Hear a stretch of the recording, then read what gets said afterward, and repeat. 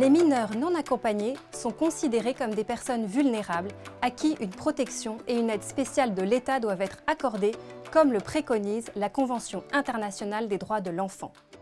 En tant qu'enfants en situation de danger du fait de leur isolement, ils doivent être pris en charge par la protection de l'enfance qui relève de la compétence des départements. Avant d'intégrer la protection de l'enfance, ils doivent être reconnus mineurs. Pendant cette phase d'évaluation, ils bénéficient en principe d'un accueil provisoire d'urgence. Des recherches sont réalisées sur leur état civil, nom, prénom, lieu de naissance, nom des parents, leur composition familiale, leurs conditions de vie dans le pays d'origine ou encore leur parcours migratoire. Pour évaluer l'âge, il peut être recouru à des tests osseux. Ces tests doivent être ordonnés par un juge. Si leur fiabilité fait débat, ils ont récemment été validés mais encadrés par le Conseil constitutionnel qui a précisé que ce test est un élément de détermination de l'âge mais qu'il ne peut pas être le seul critère d'appréciation.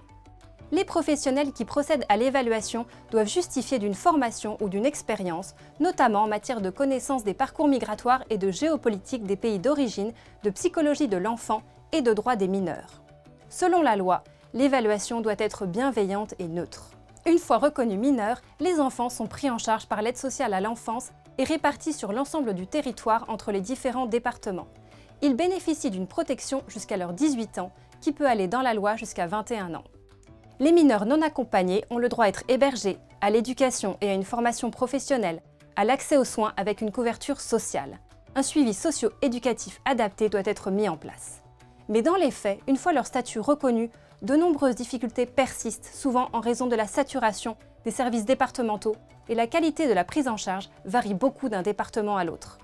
Les difficultés de prise en charge peuvent avoir des conséquences très lourdes pour ces mineurs vulnérables, qui sont une proie privilégiée des réseaux de traite des êtres humains.